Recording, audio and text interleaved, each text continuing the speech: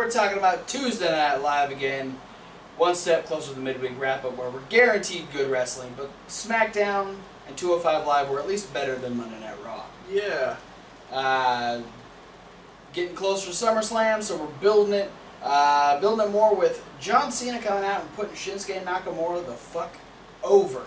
Yeah, and then getting trash talked by Baron Corbin. Because he's the Money in the Bank holder. He can do what he wants, when he wants. That's the thing, apparently. Yeah, and then Daniel Bryan's like, well, you know what I want? You to face John Cena at SummerSlam. So that's going to be a thing. Corbin didn't seem too happy about it, but John's like, alright, that's cool. And this is all stemming from post-match last week when Corbin attacked Nakamura, Cena saved Nakamura, and put Baron Corbin through a table. So now they're having a match at SummerSlam. Yep. Then we had the Usos in Toronto taking on Ty Dillinger and Sami Zayn. Yeah, and if you could put two more popular Canadian people on a team together. I mean, we've seen this team before, but when you put this team together in Canada, you're guaranteed to have a very rowdy crowd. By the way, Toronto was way more on board with SmackDown than they were for Raw. Yeah, it's where all the Canadians live. Exactly. But Ty Dillinger and Sami Zayn would fall victim to the Usos. A blind tag was missed by Ty Dillinger, who would end up getting the super kick to the back of the knee and the Tequila Sunrise, and the Usos pick up a win. And as they start to claim that they are going to defeat the New Day for the tag team titles at SummerSlam, the New Day would return from their attack 2 weeks ago. Yeah, Big E came out on the ramp in a weird red sweatsuit. It was a big old distraction. Gyrated. He looked like a huge black Santa Claus. He did. And then Kofi and Xavier Woods in matching red sweatsuits, his tiny elf people, attacked the Usos from behind. I hope that's a Christmas card that they have this year. You know, Xavier's got them boots. True, he just has to attach little bells to it. Yeah. He's over there. And Big E came down to the ring and decided to help out on the Uso beatdown until the Usos decided that discretion is the better part of valor and they will live to fight another day. Well, they also... By getting the fuck out of the ring. Jimmy saved Jay from getting whacked with a couple of chairs. Yeah, it looked like it was going to be like the midnight hour variated with metal chairs. Yeah. That probably because like Big E picked him up like they were going to do it, but then Xavier Woods didn't climb the ropes. He was just holding a chair in his hands. Woods and Kofi both had chairs, and they were ready to do something. Didn't happen, but they were going for it. We had Fashion Peaks 2, as we had Tyler Breeze trying to decipher what his dream was last week. Yeah, he's trying to get people to give up information by offering free pie. Yeah, and the first two people that were there to accept that were the Ascension, and he let them know that they were a part of his dream last week. They didn't really care about Fandango, though. They were just there for the pie. I really like the part where, like, Breeze goes over what happened in the dream. He's like, yeah, you were at a log and you were pouring syrup on it. You had a rose and the thorn pricked Fandango. And Victor just goes, sounds about right. Yeah. Like, then you guys started laughing. Victor's like, oh yeah, that's normal. That's a Thursday for the Ascension. That wasn't even a dream. That really happened. We were actually doing that. So they end up leaving with the pie. Fandango does show up. Yeah, with the tie around his head. Saying that he was abducted by aliens, and there were anal probes involved. And wardrobes. Wardrobe. He got a brand new wardrobe from the aliens, apparently. Yeah, he got like a key lime suit. And the ability to see into the future. Yeah, and he was able to tell that the next person to walk through the door would be the one who killed and destroyed Tully the horse. And it was none other than the enforcer, Arn Anderson. Because he was the workhorse of the Four Horsemen, and he stole their donuts.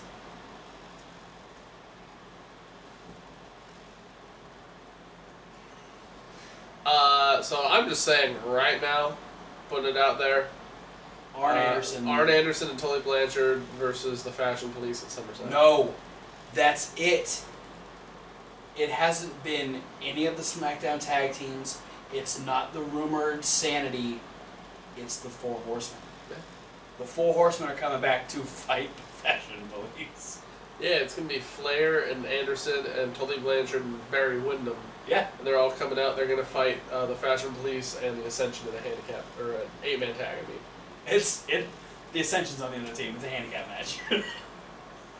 Then we had Charlotte versus Lana. Lana challenging Charlotte because she wants to be better than Tamina.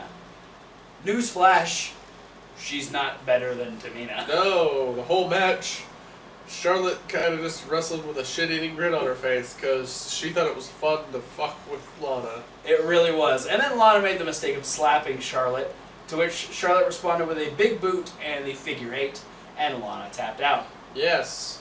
There were also butt and boobs involved. Yes. And boy, what I would give to be in Toronto for a night. Tamina then went and talked to Lana, and Lana's like, okay, yeah, I understand. And Tamina kind of gave her a little bit of shit for trying to be better than her, but then gave her a little bit of respect and said, hey, I'll help you be a better wrestler if you help me. Essentially, what she's using Lana to get closer to the championship. Yeah.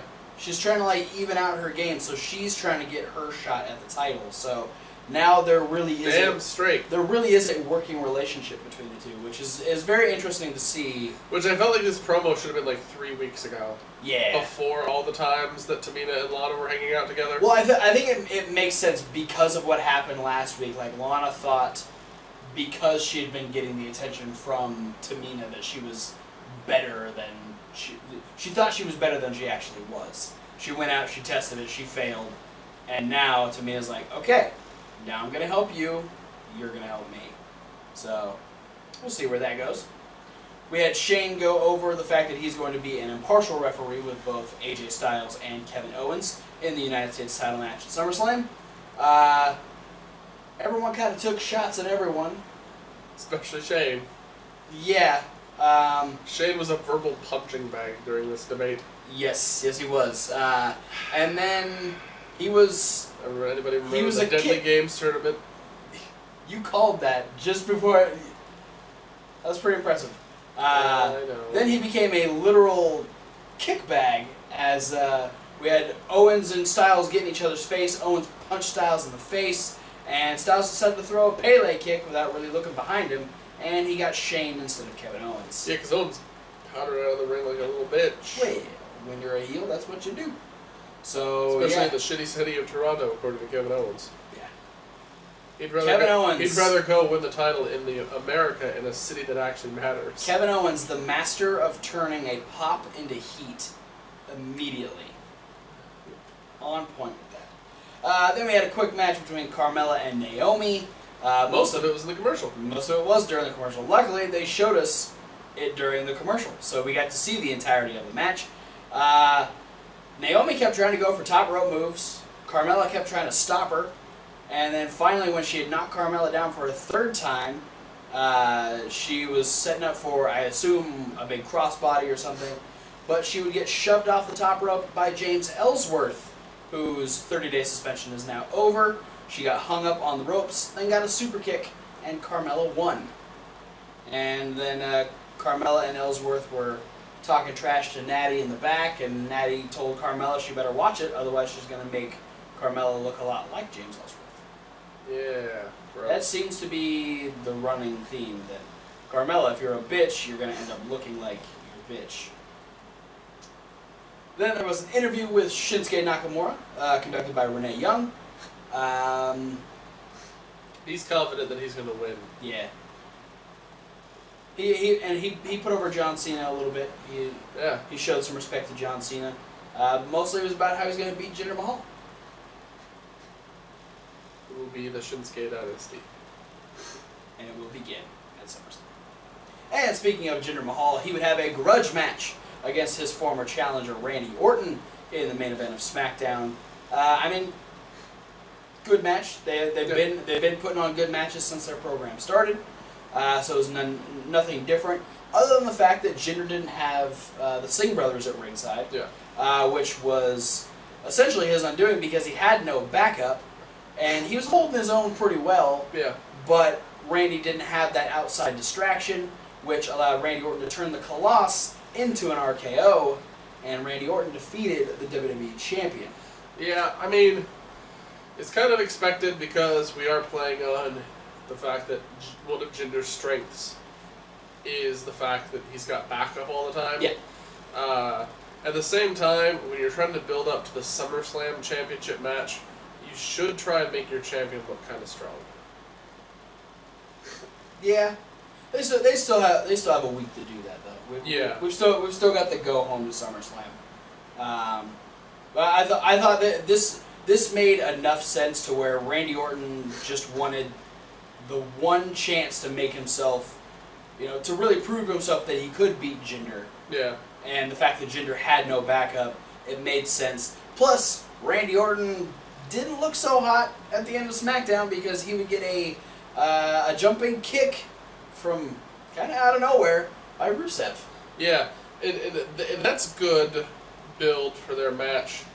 But again, to me, that was like, okay, so the end segment of the main event, or the end segment of SmackDown, rather than using it to build their SmackDown Championship match main event, they just used it to make a platform to put the last 3 seconds of the show to build Randy Orton versus Rusev, which is just going to be like a mid-card match that doesn't do much for either guy. Yeah.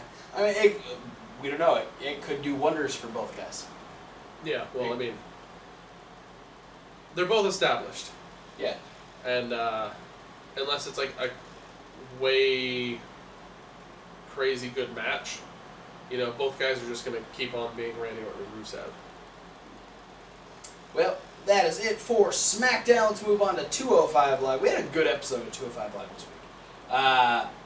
Opened up with Tony Nese versus Cedric Alexander. This was my favorite match. Absolutely. Ever. No, just in the show.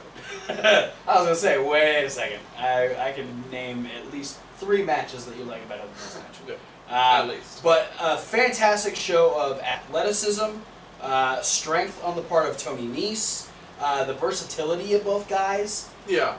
They match each other really well. And I'm excited. Except for in the abs department. That's true. Because, I mean, Cedric Alexander is in very good shape, yeah, but he's not in Tony Nese shape. I mean, he's not in premier athlete shape. That's what I was alluding to.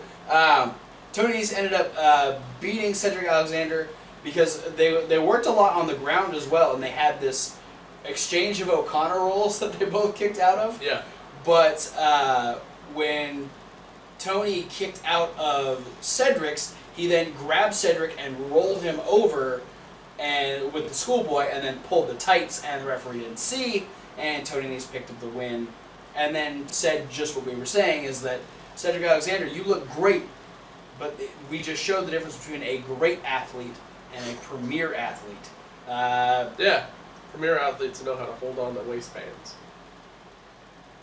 That's the trick, man. Part of the training regimen. Yeah, that's how you get all those abs, by holding on waistbands. It's by giving a lot of people wedgies. That's how he does bicep curls. He just grabs 2 small guys and gives them wedgies. Well, I mean, you do you. If it works for you, that's awesome. Sucks to be the guys getting wedgies for 50 reps. But it's working for Tony Nese. That's all that matters. Yeah. I love Tony Nese's shit talking. I would love to see this continue on as a feud. I just want to see him become more prominent on 205 Live. Yeah, no, absolutely. This is the fact that we still have the same few guys that get the main event spots. Yeah. But we've started to build now Tony Nese with Cedric Alexander. We've started to build Daivari a little bit. It's nice to see people, making steps towards being a little different, and a little bit more prominent. Yeah. And speaking of people acting a little different, Jack Gallagher. He ain't clowning around. I see what you did there. He beat the fuck out of Brian Kendrick again. Yeah, no joke. Kendrick was just, he said he was done with Jack Gallagher, but Jack Gallagher is not done with Brian Kendrick. Yeah, I mean, if we could just insert the soundbite of Braun Strowman yeah, shouting, "I'm not finished with you yet." just if I ever saw that come out of Jack Gallagher's body, that would freak me out so bad because that deep and that scary of a voice should not come out of a man that small. Yeah. But yeah, no, Jack Gallagher went to fucking town. Kendrick ended up running like a little bitch. And Jack Gallagher stole his jacket. Yeah. Now next week is when we should get Jack Gallagher dressed as Brian Kendrick. I hope so. Just to fuck with Brian Kendrick. We had Noam Dar make his return to action since his I Quit match against Cedric Alexander, and he'd take on a pseudo old timer, I guess, in Mark Thomas. By old timer, we mean this guy probably could be wrestling for like 10 years. Yeah. Because Noam Dar made fun of him, being like, "Oh, I used to watch you when I was a kid.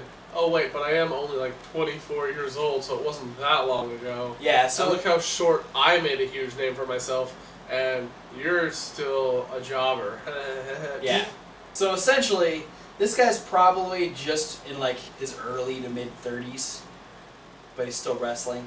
And then he got a couple of shots on Dar. And a chant. Yeah, because Toronto loves jobbers. Yeah, They were doing the same thing for Jean-Pierre Goulet when he faced Jason Jordan on Raw. I can't believe I remember that name. I was kind of halfway expecting you to blank halfway through the name. Fucking got it though. But in the same fashion as Jean-Pierre Goulet, Mark Thomas was no match for Noam Dar. Noam Dar actually stomped him in the face at one point. Yeah. Woo! Yeah, got a little bit of a scrape on the side of the nose there, but then eventually Noam Dar hit his big running kick and knocked out Mark Thomas. They had a name for it. It was the I don't remember what it was called. It was like the supernova roll or something like that. I don't know. I don't remember. To me, the name didn't make sense for a kick, but it was Corey Graves. At least he's trying. Yeah. No one else gives good names to people. Corey Graves, you're all right. Then we had an interview with Akira Tozawa by Corey Graves. Yeah. I was pretty much looking to get Tozawa's thoughts on his upcoming Cruiserweight title match against Neville. And Neville's like, "Bitch, I'm the champion. You need to be interviewing me." Yeah, he came out and hijacked the segment. To which Tozawa just started doing his own thing. He decided, well, if Neville wants to be interviewed so bad, I'll interview Neville. Yeah. And that required getting the chair out of the ring, taking off his jacket and his tie, and rolling up his sleeves. Yeah. Which usually means he's going to fight. But his question was, "Hey Neville, how are you going to feel when I beat you for your belt at SummerSlam?" And Neville's like, "How am I going to? And he just yelled. Did he yell Tozawa? I think he was starting to. But instead of yelling at Tozawa, he got punched in the face. Tozawa beat him down a little bit. We tried to go for the top rope senton, but Neville got out of the ring, which left Tozawa able to pose with the belt in the ring, potentially showing us the future post SummerSlam. And then our main event was the friendly I was competition. hoping that's where we ended. But No. We gotta talk about this friendly competition. okay, don't get me wrong. The match was good. It's TJP and Rich Swan. Of course, the match was good. I'm just tired. Yeah. No, this of has TJP been. and Rich Swan. This has been happening since Rich Swan won the Cruiserweight title. It's literally been happening that long. I mean, if you want to get technical with it, this has been happening since the CWC. Oh, Jesus. Because the first time they went against each other in WWE was in the CWC. That's right, when TJP knocked him out of the tournament. Jesus. Dick. I mean, That's a year. yeah.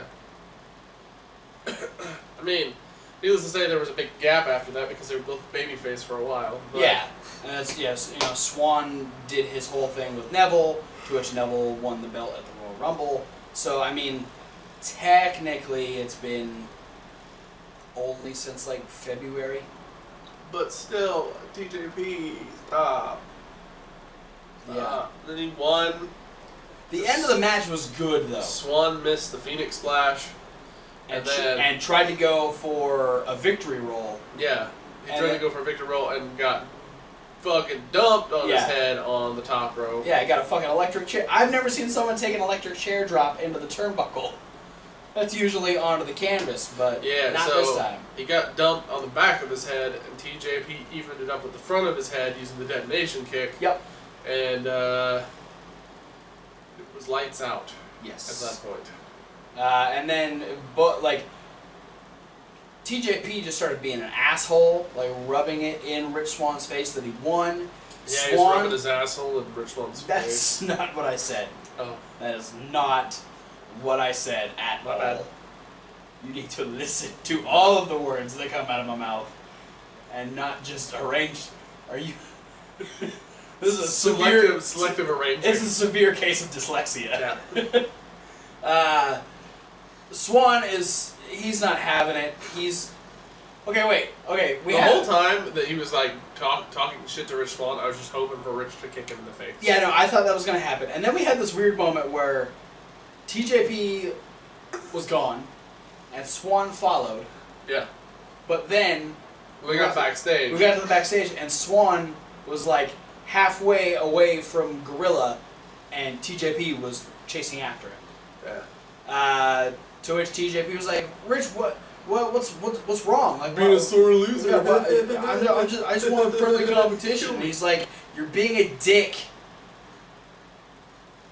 And that's pretty much... Just oh, but it's a joke. I thought you knew me, man. Huh? Yeah, but now I know who you really are. Which is a dick. Oh, shit. Mic drop. If you just hold the microphone. Thanks for the mic drop now. Welcome.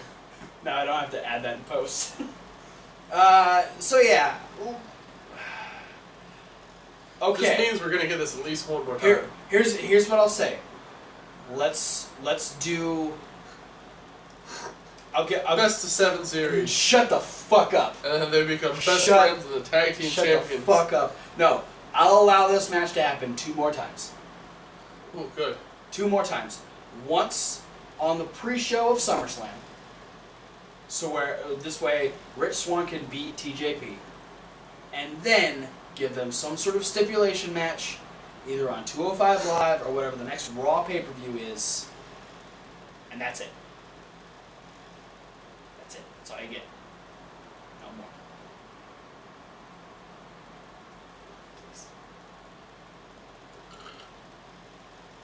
Thanks. That is it for Tuesday Night Live, guys. Thanks for watching. Don't forget to like and comment and subscribe. Click the links down in the description. There are so many links. But one of the links you don't have to click this week is the podcast link because SoundCloud's fucking with me. That's one. Oh wait, no, it's there, but it is a link. Go over, subscribe, listen to the podcast from last week. Yeah. If you want to. But yeah, SoundCloud's just not letting me upload podcasts this week, so we're just gonna skip it. But you click the link, and there's plenty of other podcasts you can find on SoundCloud. That's true. There's some great music on there. There's actually some cool people that do wrestling theme song mixes and whatnot. It's pretty cool. So check out that stuff. A lot of cool musics. Yeah. A lot of cool reviews too. Yeah. There's all sorts of stuff over there. Go check it out. You should also check out SoundCloud's not a sponsor. Reasonable Wrestling Fans. It's Reasonable to W. Like wrestling. They are a sponsor. Yeah, they are. I can't continue the bit. You got it. Punishment videos coming soon. Yes, they are coming this week. If the heat will let me actually fucking edit the video, but they are coming. And then I just realized that we still have at least one other, or 2 other punishments that we haven't done yet, both of which are yours. So we'll talk about that in a second. But stay over here because we do have a top 5 coming up this week as well. And then next week we'll have all the build towards SummerSlam. Yeah, SummerSlam predictions and stuff. Yeah. But for now, guys, thanks for watching, and we'll see you at whatever video you decide to watch next. Fuck Tyson Hill.